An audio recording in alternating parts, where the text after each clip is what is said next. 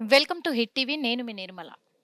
తెలంగాణ మొత్తం మీద కూడా ఒక కుదుపు కుదిపేస్తున్న సంఘటన 'పుష్ప 2' సినిమా రిలీజు, అల్లు అర్జున్ సంఘటన. అందులో ఒక యువతి రేవతి మృతి చెందడము. ఇదే కాకుండా తన కుమారుడు కూడా ఇప్పటికీ కూడా మృత్యువుతో పోరాడుతూనే ఉన్నాడు. ఈ సంఘటన యావత్ తెలంగాణ రాష్ట్రాన్ని మాత్రము అతలాకుతలం చేస్తుందని కూడా చెప్పుకోవచ్చు. అంతేకాదు సినిమా ప్రపంచాన్ని కూడా ఒక కుదుపు కుదిపేస్తున్న సంఘటన ఇది. ఈ విషయం పైన ఈరోజు ఆర్య వైశ్య కార్పొరేషన్ సంఘం చైర్మన్ మన కల్వ సుజాత గారు ఈరోజు ప్రెస్ మీట్ పెట్టడం కూడా జరిగింది. మనతో పాటే ఉన్నారు. ఎందుకంటే మృతి చెందిన మహిళ రేవతి కూడా ఆర్య వైశ్య సంఘానికి సంబంధించిన తను మహిళనే కాబట్టి మా సంఘానికి అన్యాయం జరుగుతుంది. ఎందుకంటే సెలబ్రిటీలకు అండగా నిలబడ్డ వాళ్ళందరూ కూడా ఈరోజు ఒక మహిళ చనిపోతే తన కుటుంబానికి అండగా నిలబడలేకపోయారు అనే విషయంలో కూడా తను ఈరోజైతే గట్టిగా వాదిస్తున్నారు కూడా. అందుకే అంటే ఒక కార్పొరేషన్ చైర్మన్‌గా కూడా మాకు న్యాయం జరగాలి అని కోరుకుంటున్నారు. అసలు ఈ ప్రెస్ మీట్ కూడా పెట్టడానికి గల కారణాలు ఏంటి అని అడిగి తెలుసుకునే ప్రయత్నం అయితే చేద్దాం. నమస్తే మేడం. నమస్తే. మేడం, ఇప్పుడు 'అల్లు అర్జున్' సినిమా 'పుష్ప 2' ఆ సినిమా రిలీజ్ రోజున ఏం జరిగిందనేది యావత్ తెలంగాణ 2 రాష్ట్రాలు కూడా చూస్తూనే ఉన్నాయి. తెలుగు రాష్ట్రాలైతే ప్రపంచమంతా కూడా తెలుస్తూనే ఉంది. ఎందుకంటే పాన్ ఇండియా హీరో తను. కాబట్టి.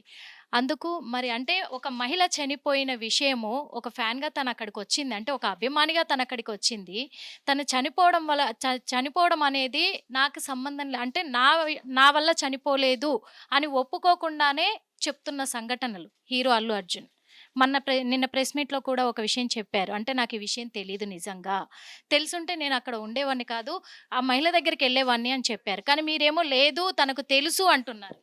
మనమందరం విజువల్ చూసినాం గదమ్మా! 12 గంటల రాత్రి తర్వాత ఆయన బయటకెళ్ళి అది గూడా ఏసీపీ, డీసీపీ వాళ్ళు బయటకి తీసుకొనొస్తే బలవంతంగా లేదు మీరిక్కడి నుంచి వెళ్ళకపోతే మేము మిమ్మల్ని పోలీస్ స్టేషన్‌కి తీసుకెళ్లాల్సుంటది. మేము మిమ్మల్ని అండర్ కంట్రోల్‌లోకి తీసుకోవాల్సొస్తది అని పోలీసులు గట్టిగా వాదిస్తే గాని అంతకుముందు అంటే లోపల సినిమా చూస్తుంటే బయట వాళ్ళ అనుచరులందరూ బౌన్సర్‌లుగా చెప్పుకునేటటువంటి అనుచరులందరూ గూడా బయట ఎవరిని పోలీసోళ్ళని లోపలికి ఎంటర్ కానీయకుండా ఇబ్బంది పెట్టినటువంటి సంఘటన విషయం పూర్తిగా నిన్న ప్రెస్ మీట్ పెట్టి పోలీస్ వ్యవస్థలో ఉన్నటువంటి ఏసీపీలు, డీసీపీలు లాస్ట్‌కు డీజీపీ గూడా మాట్లాడడం జరిగింది.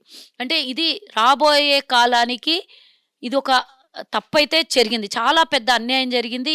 ఎవ్వరు ఏమిచ్చినా గూడా రేవతి తిరిగి రానిది. ఎవరు ఎన్ని మాట్లాడినా, ఇది ఎవరు రాజకీయ కక్షలతో మాట్లాడినా గూడా రేవతి ప్రాణం అనేది తిరిగి వాపస్ రానిది. పరలోకాలకెళ్ళిపోయినటువంటి రేవతి మళ్ళీ మనకు దొరకదు, రాదు. కానీ రేపు రాబోయే కాలంలో జాగ్రత్తగా ఉండాలి అనేది ఒక పెద్ద సూచన ఇచ్చిపోయింది రేవతి సమాజానికి. మరి సెలబ్రిటీలు సినిమా వాళ్ళని ఆదరిస్తేనే కదా సినిమాలు ఆడేవి. మనం డబ్బులు పెట్టి కొంటేనే కదా ఆ సినిమాకి అంత పాపులారిటీ లభించేది. అంత రెమ్యునైజేషన్ వస్తది వాళ్ళకు, కలెక్షన్ వస్తది వాళ్ళకు. మరి ఇంత ఇచ్చినటువంటి మేము సమాజానికి, అల్లు అర్జున్‌కి ఇంత ఇచ్చిన మేము అంటే మనమందరం గూడా సమాజానికి వాళ్ళేం తిరిగిచ్చారు అనేది గూడా చాలా ఇంపార్టెంట్ గదా! అంటే ఇప్పుడు ఈ సంఘటన జరిగి కూడా ఎన్ని రోజులవుతుంది? మీరంటున్నారు కదా! అంటే ప్రతిపక్ష పార్టీలు ఇప్పుడెళ్లి పలకరిస్తుంటే ఇన్ని రోజుల తర్వాత ఎందుకెళ్తున్నారు అని అంటున్నారు. కానీ ప్రభుత్వం కూడా ఇన్ని రోజుల తర్వాత అంటే ఆమె చనిపోయిన 11వ రోజు నుంచి దీన్ని హైలైట్ చేస్తూ వస్తుంది. మరి ఎందుకు ఇన్ని రోజుల తర్వాత? No, no, no, no, no. 3వ తారీఖు రాత్రి సంఘటన జరిగిన తర్వాత ఇమ్మీడియేట్‌గా ప్రభుత్వం అలర్ట్ అయిపోయి నేను ఇందాకనే మీకు ప్రెస్ మీట్‌లో చెప్పాను. డే 1 నుంచి ప్రభుత్వం శ్రీతేజకి అవుతున్న ఖర్చు మొత్తం ప్రభుత్వమే భరిస్తోంది. అది ఎప్పుడైతే ఈ సంఘటన ఇంత ఇష్యూ జరిగిందో 10 మందికి కేసులైనయి, అరెస్టులైనయి. 11వ వ్యక్తి ఎవరైతే మన అల్లు అర్జున్ ఉన్నాడో ఆయన అరెస్ట్ వచ్చిన తర్వాత వీళ్ళందరూ కూడా బయటకొచ్చి ఒక్కొక్కళ్ళు మాట్లాడుతున్నారు. 10 మందికి అయినప్పుడు అదే విధంగా మాట్లాడాలి కదా! యాదృచ్ఛికంగా జరిగింది ఇది. వాంటెడ్‌లీ చేయలేదని అప్పటి వరకు మాట్లాడనటువంటి ఈ సో కాల్డ్ లీడర్లందరూ అల్లు అర్జున్ అరెస్ట్ అనే సమయానికి వీళ్ళు బయటకొచ్చారు కాబట్టి ఈ ఇష్యూ ఇంత పెద్దదయ్యింది. లేదు అనంటే అల్లు అర్జున్ కామ్‌గా ఒకవేళ నేను ఇప్పటికి గూడా అల్లు అర్జున్‌కి చెప్తున్నా, ఒక్కటి నువ్వు క్షమాపణ చెప్పి తప్పు జరిగింది ఒక చనిపోయిన అమ్మాయినైతే తల్లినైతే మనం వాపస్ తీసుకురాలేము. కానీ ఒక చిన్న ప్రెస్ మీట్‌లో మేము నిన్న గూడా హంబుల్‌గా వెయిట్ చేసినాం. ఈయన దగ్గర నుంచి ఏదైనా ఇంకా నా వల్ల తప్పు జరిగింది, నా అభిమానులు చనిపోయారు, వారి కుటుంబానికి తీరని లోటు జరిగింది అని ఆయన దగ్గర కట్టేసి వస్తదని వెయిట్ చేసినాం. కానీ ఇంకా తనను తను సమర్థించుకుంటున్నాడని బాధ. తన కోసం వీళ్ళు కొంతమంది సో కాల్డ్ లీడర్‌లందరూ వచ్చి వాళ్ళకి సపోర్ట్ చేయడం. అది బాధాకరమైనటువంటి విషయమే కదా! మరి అల్లు అర్జున్ అరెస్ట్ అయ్యేంత వరకు కామ్‌గా ఉన్నటువంటి సో కాల్డ్‌లందరూ అల్లు అర్జున్ అరెస్ట్ అనే వారెంట్ వచ్చేసరికి ఎందుకు బయటకొచ్చారు? మరి మిగతా వాళ్ళ విషయంలో ఇదే రేవతి విషయంలో ఏ ఒక్క వెధవలంటున్నా నేను ఈరోజు ప్రతిపక్షంగా ఉన్నటువంటి వెధవలందరూ ఒక్కళ్ళు కూడా కుటుంబాన్ని పరామర్శించలేదు.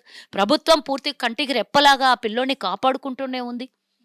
ఎప్పుడైతే ఈ ఇష్యూ ఇంత పెద్దది బయటికయిందో అప్పుడు కూడా ఒకళ్ళకి ఒకళ్ళు ఇది మాట్లాడుకోవడము, ఈ ఇష్యూ నేషనల్ ఇష్యూ, అన్ని ఇంటర్నేషనల్ ఇష్యూ అయిపోయింది ఇది. మరి అప్పటి వరకు కామ్‌గా ఉన్నటువంటి వీళ్ళు ఆయన దగ్గరకొచ్చేసరికి ఎందుకు మాట్లాడారు? ప్రభుత్వం చట్టం తన పని తను చేసుకొని పోతుంది గదా! అరెస్ట్ అయిండు. ఆయనేం పర్మనెంట్‌గా లోపల ఉండడు గదా! బెయిల్ మీద బయటికొస్తాడు. ఆ కేసులు వాదోపవాదాలు జరుగుతాయి. ఆ తర్వాత ఒక చిన్న ఆయనకు అరెస్ట్ అయిన తర్వాత నన్నా ఇన్‌స్పైర్ అయ్యేదుండే. నా వల్ల తప్పిదం ఇప్పటికి గూడా ఒప్పుకోవట్లేదాయన. నా బాధ ఏందంటే, అంటే పేదవాళ్ళు గాబట్టి ఏం చేసినా పర్వాలేదు. ఇంకోటి ఆర్యవైశ్య సామాజిక వర్గం గాబట్టి వీళ్ళు ఎవ్వరి తెరువుకు బోరు. ఏమైనా గూడా 4 గోడల మధ్యలోనే బాధపడి ఉంటారు. ఈళ్ళేముంది 2 రోజులు మాట్లాడతారు, 4గో రోజు కామైపోతారనా? అంటే ఇప్పుడు ఆర్యవైశ్యులకు జరిగింది కాబట్టే ఈ సంఘటన అని కల్వ సుజాత గారు ఈరోజు ఇంత ఆవేదనకు గురవుతున్నారా? లేకపోతే ఎవరికి ఇలాంటివి చూసారేమో గదా మీరు. గతంలో నేను ప్రతిపక్షంలో ఉన్నప్పుడు గానీ, ఇంకెప్పుడైనా సరే ఏ సమస్య విషయంలో నేను మాట్లాడకుండా ఉన్నానా? ముఖ్యంగా ఈరోజు నాకు ప్రభుత్వం ఒక బాధ్యత ఇచ్చింది. నా ఆర్యవైశ్య కార్పొరేషన్‌కి నేను చైర్‌పర్సన్‌ని. నా ఆర్యవైశ్యులకు ఏదైనా ఇబ్బంది జరిగితే నేనిక్కడ చైర్‌పర్సన్‌గా కూర్చొని కామ్‌గా కూర్చోవాలా? నా వంతు బాధ్యత లేదా? నా సామాజిక వర్గం మీద నా బాధ్యత కాదా? నేను లీడ్ తీసుకొని దీని విషయంలో నేను మాట్లాడొద్దా? న్యాయం చెయ్యొద్దా? ఇందాక ప్రెస్ మీట్‌లో కూడా చెప్పారు. అంటే కక్షపూరితంగానే సీఎం గారు అల్లు అర్జున్ మీద ఇంత కక్ష కట్టి కేసులు పాలు చేశారా అనంటే కాదు అని చెప్పేసి అన్నారు. కక్షపూరితంగా కాకపోతే చిన్న విషయము ఇప్పుడు అనిపించిందా అమ్మ మీకు? మామూలుగా ఒక చిన్న విషయం నేను అడుగుతున్నాను. ఏమడుగుతున్నానంటే హాస్టల్స్‌లలో ఎంతో మంది కూడా ఫుడ్ పాయిజన్ అయ్యి చనిపోతున్నారు. హైడ్రా వల్ల కూడా చాలా మంది కూడా చనిపోతున్నారు. ఇంకొకటి ఇద్దరు చనిపోయారు. ఆ ఇద్దరు కూడా వేరే వేరే ఘటనలో చనిపోయారు. ఒకళ్ళు సూసైడ్ చేసుకున్నారు, ఒకళ్ళు ఇంట్లో చనిపోయారు. ఇంకొకటి హాస్టల్లో ఉండి చనిపోలేదు, ఫుడ్ పాయిజన్ అయ్యి చనిపోతున్నారు. అదే కాకుండా ఇద్దరు చనిపోయారు. అది ఫుడ్ పాయిజన్ వల్ల కాదు, ఇతర కారణాల చేత చనిపోయారు. అది మేము స్టేట్మెంట్ మా సీతక్క పోయింది, అందరు మా పార్టీలో చాలా మంది నాయకులు పోయారు. అక్కడ అది కూడా తెల్లారి బయటికి వచ్చింది ఆ సంఘటన ఎందుకు చనిపోయారు అనేది. ఇది నేనేం వాళ్ళ ఇంటికి పోలేదు. నిజంగా చెప్పాలంటే వాస్తవంగా నేను వాళ్ళ ఇంటికి వెళ్ళలేదు. నేను కూడా మాంజమాల ద్వారా చూసుకున్నదే కదా, మాట్లాడిందే కదా. మరి అలాంటిది మా తాండ్రులో జరిగింది, మేము వెళ్ళలేదా? అక్కడ నలుగురిని మేము సస్పెండ్ చేయలేదా? మా తాండ్రులో కూడా ఇప్పుడు హైడ్రా అనేది నేను ఒకటి మాట్లాడుతున్నానమ్మా. ఈ రోజు ఈ రేవతి ఇష్యూ పక్కకు పెడితే నేను ఒకటి, మీరు అడిగిన ప్రశ్నకు నేను సమాధానం చెప్తా. ఫుడ్ పాయిజన్ చేసి ప్రభుత్వానికి వ్యతిరేకంగా తెచ్చుకోవాలి, ప్రజల నుండి వ్యతిరేకత రావాలని ఏ ప్రభుత్వం అన్నా కోరుకుంటుందా? ఏ ప్రభుత్వం అన్నా కోరుకుంటుంది? ఏ ఇంకిత జ్ఞానం ఉన్నోళ్ళు ఎందుకు పట్టించుకోలేదమ్మా?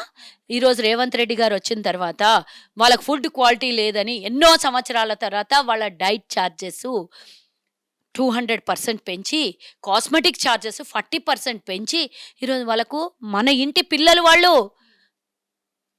పిల్లలు అన్నారు కదా, వాళ్ళకి మంచి భోజనం పెట్టాలని ముఖ్యమంత్రి మన ఇంటి పిల్లలు అన్నారు కదా, మంచి భోజనం పెట్టాలని ముఖ్యమంత్రి ఆలోచించినప్పుడే ఆయన తండ్రి లాంటి హృదయాన్ని అర్థం చేసుకోలేదా మనం? ఆయనకి ఏం అవసరం ఉంటుండే మరి? 10 ఏళ్ల నుంచి 20 ఏళ్ల నుంచి పెంచిన ఛార్జెస్ ఇప్పుడే ఎందుకు పెంచాల్సి ఉంటుండే?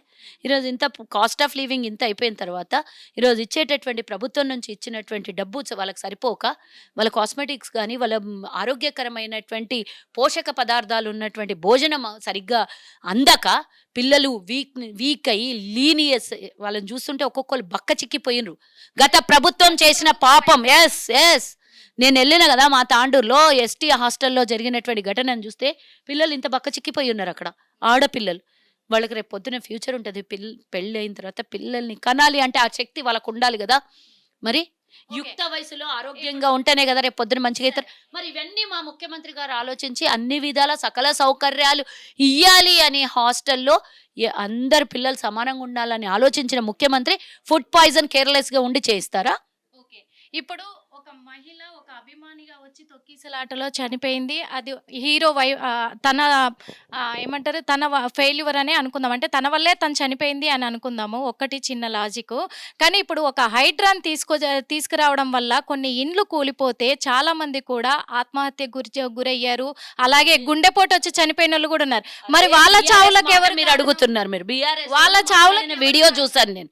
బీఆర్ఎస్ మాటల్లో మీరు అడుగుతున్నారు. బీఆర్ఎస్ మీకు తెలియదు. మీరు హిట్ టీవీ వెళ్ళి మీరు ప్రజలు అనడం కాదు. హిట్ టీవీ అక్కడ ఇంటర్వ్యూ తీసుకుందా చనిపోయిన కుటుంబంతో, ఎవరితో? చనిపోయిన కుటుంబాలతో. ఆరోపణలు కాదు, నిజాలని వాస్తవాలను చూపియాలి. అక్కడ ఎక్కడైతే బఫర్ జోన్లో ఉన్నాయో ఆ ఇండ్లని ఖాళీ చేపించిన తర్వాత సురక్షితమైన ఇళ్లలోకి చేర్చి 2 లక్షల రూపాయలనిచ్చి 25,000 ఖర్చు. ఈ కారణం చేత చనిపోలేదు. ఏదైతే ఫుడ్ పాయిజన్ ఎలాగ నెపమేస్తున్నారో సేమ్ టు సేమ్ ఇదే నెపమేసారు. కానీ ప్రభుత్వము వాళ్ళకేమి చనిపోయిన కుటుంబాలకేంది మీలాగా బేఖాతరు చేసి వాళ్ళని వదిలేసి గాలికి ఇడిచేసి ప్రభుత్వం ఏమి వాళ్ళది వాళ్ళు నిద్రపోతలేరు కదా. ఈరోజు ప్రభుత్వం 18 గంటలు ఎందుకు పనిచేస్తుంది? అందరినీ దృష్టిలో పెట్టుకునే కదా పనిచేస్తుంది. కేసీఆర్ లాగా ఫామ్ హౌస్లో వండుకొని వరంగల్లో చనిపోయినా, మన సింగరేణి కాలనీలో చనిపోయినా ముఖ్యమంత్రి బయటికి వచ్చి మాట్లాడనటువంటి సందర్భం 10 ఏళ్ళు ఉండే. కానీ ఈరోజు ప్రతి విషయంలో ముఖ్యమంత్రి గారు మా క్యాబినెట్ ముందరికి వచ్చి మాట్లాడుతుంది. ఏ తప్పు మేము ఒకటి బరాబర్ మేము ఒప్పుకుంటాం. మా వల్ల తప్పైతే తప్పైందని సరిదిద్దుకుంటున్నాము. తప్పుని మేము క్షమించమని అడుగుతున్నాం. కానీ మేము తప్పు చేసి దాన్ని కప్పిపుచ్చుకునే ప్రయత్నం ఎక్కడ కూడా మేము చెయ్యం. చివరిగా ఒక్కటే ప్రశ్న ఏమడుగుతున్నారు? మీరు ఇవన్నీ సందర్భాన్ని తీసుకొని వచ్చి అన్నిటితో ముడిపెడుతున్నారు. నేను ఒకటే అడగాలనుకుంటున్నా, పేదల పక్షాన ముఖ్యమంత్రి గారు నిలబడ్డం మీకు ఎవరికి నచ్చట్లేదా? పేదల పక్షంలో ఉంటే కూడా అని అడగండి. వాళ్ళందరితో పాటు వీళ్ళు కూడా సమానమే కదా అని అడగండి. అది మాకు హ్యాపీ. కానీ ఈరోజు ఒక పేదల పక్షాన నిలబడ్డటువంటి ప్రభుత్వానికి మీరు వాళ్ళని పట్టించుకోలేదు, వీళ్ళని పట్టించుకోలేదు, కాబట్టి రేవతిని ఎందుకు పట్టించుకుంటున్నారు అనే అర్థం వస్తుంది ఇందులో. అంటే పట్టించుకోవద్దా ఏం మా సామాజిక వర్గం అంటే అంత అల్సా? అంటే చనిపోయినప్పుడే యాక్షన్ తీసుకోవాలి కదా. తీసుకున్నారు కదా, 1 by 1 అందరిని అరెస్ట్ చేసిండు. A11గా వచ్చిండు కాబట్టి A11గానే అరెస్ట్ అయ్యాడు ఆయన. మరి A1 తరపంత ఇప్పుడు నేను అడుగుతున్న మీడియా సోదరులకి సంధ్యా థియేటర్ ఓనర్లను కూడా అరెస్ట్ చేసిండ్రు. అక్కడ ఉన్న ఎవరెవరైతే అంటే దానికి తీసుకోవాల్సినటువంటి ప్రొటెక్షన్ తీసుకోలేదో, ఇలా ఎవరు ఇర్రెస్పాన్సిబిలిటీగా ఉన్నారో అక్కడ ప్రతి ఒక్కళ్ళని అరెస్ట్ చేసిండ్రు. 10 మందిని కూడా అరెస్ట్ చేసిండ్రు కదా. మరి ఆ 10 మంది ముందు ఎందుకు 10 మంది విషయంలో ఇలా ఎందుకు రియాక్ట్ అవ్వలేదు? నేను ఇందాక కూడా అడిగినా సేమ్ అడుగుతున్నా. నా ఇంటర్వ్యూ పొడిగించొద్దు, ఉన్నదే అడుగుతున్నా. నాకు ఇది ఒక్కదానికే ఆన్సర్ కావాలి. 10 మంది మీద లేనటువంటి సానుభూతి అల్లు అర్జున్ మీద ఎందుకుంది? ఎందుకంటే ఆయనలో సంజయ్ దత్ కూడా అవార్డీ. గతంలో ఆయన పేరేంది సల్మాన్ ఖాన్ కూడా అవార్డీ. మొన్న ఆయన ఇంకెవరో Andhra dance master Jani master కూడా సెలబ్రిటీయే కదా. మరి వీళ్ళందరి మీద లేనటువంటి సానుభూతి కేవలం ఈయన మీద ఎందుకు వచ్చింది అంటున్నా. ఎవరు తప్పు చేసినా శిక్ష ఒక్కటే. చట్టం తన పని తను చేసుకుంటూ పోతుంది. చట్టానికి చుట్టం లేరు. చట్టానికి న్యాయ దేవత కళ్ళు గట్టి ఎట్లా పనిచేపించి ఎవరికైనా న్యాయం ఒకటే అని ఎట్లా చేస్తారో ఇక్కడ అదే జరుగుతుంది. దీనికి ఎవరైనా ఆటంకం కల్పిస్తే వాళ్ళకు కూడా శిక్షలు తప్పవు. ఇప్పుడు రేవతి కుటుంబానికి మరి కల్వ సుజాత గారు ఆర్య వైశ్య సంఘం కార్పొరేషన్ తరఫున ఎలాంటి 100% ఆర్థికంగా మా కార్పొరేషన్ ద్వారా, మా సంఘాల ద్వారా తప్పకుండా ఆర్థికంగా చిన్న పాప ఉంది, 5 ఏళ్ల పాప ఉంది, లోకం తెలియని అమ్మాయి ఉంది. అమ్మాయి రేపటి భవిష్యత్తు కోసం తప్పకుండా ఆర్థికంగా ఆ కుటుంబానికి మేము అండగా ఉంటాం. మేము ఇంత అంత అని మీడియా ముందు చెప్పము. డెఫినెట్గా ఆ కుటుంబానికి మేము ఆర్థికంగా ఆదుకుంటాము. అలాగే ప్రభుత్వం ద్వారా కూడా వారికి భరోసా కల్పించి ప్రభుత్వ సహాయాన్ని కూడా అందిస్తాం. ఇప్పటికే ఆల్రెడీ ప్రభుత్వం లక్షల రూపాయలైనా దాన్ని మేము వెల కట్టదలుచుకోలేదు. బాబుని చూడడానికి మీరు వెళ్ళారు కదా, అంటే బాబు కండిషన్ ఎలా? క్రిటికల్గానే ఉందమ్మా, క్రిటికల్గానే ఉంది. బ్రెయిన్ డెడ్ అయి ఉంది కదా. అది ఎన్ని రోజులకు కోలుకుంటాడో తెలీదు. మేమైతే ఆరోగ్యాలతోని బయటకు రావాలని మేమందరం ఆశిస్తున్నాము, దీవిస్తున్నాము. మా మా కులదైవమైనటువంటి వాసవి మాత ఆశీస్సులు ఆ పిల్లోడి మీద ఉండాలి. ముక్కోటి దేవతలు ఆ పిల్లోడికి ఆశీర్వదించాలి అని మేము కోరుకుంటున్నాం. డాక్టర్స్‌తో మాట్లాడాము. అంటే ఎప్పుడు కోలుకుంటాడో మేము చెప్పలేము. ఇక్కడి నుంచి వెంటిలేటర్ పైప్‌లైన్ ఇచ్చాము. ఇక్కడి నుంచి అయితే ఓకల్ కాడికి దెబ్బతింటది కొన్ని రోజుల తర్వాత. కాబట్టి ఇక్కడి నుంచి తీసి ఇప్పుడు ఇక్కడి నుంచి పెట్టాము అని చెప్పారు. సో, ఇక్కడి నుంచయితే ఎక్కువ రోజులు ఆహ్, మరి వెంటిలేటర్ మీద ఉండొచ్చు, ఆక్సిజన్ పంపియొచ్చు అనేది వాళ్ళిచ్చినటువంటి మెసేజు. సో, వాళ్ళు గూడా హెల్త్ బులెటిన్ మేమెళ్లి గొడవ చేసిన తర్వాత health bulletin next day CP గారికి ఇచ్చారు. వాళ్ళు మరి సీపీ గారు అడిగారా? ప్రభుత్వ పరంగా అధికారికంగా అడిగింటారేమో. తెల్లారి వారు మాట్లాడారు. మేమెళ్లి గొడవ చేసినాం. మీరు హెల్త్ బులెటిన్ ఎందుకు రిలీజ్ చేయట్లేదని మేము గూడా గట్టిగానే అడిగాం.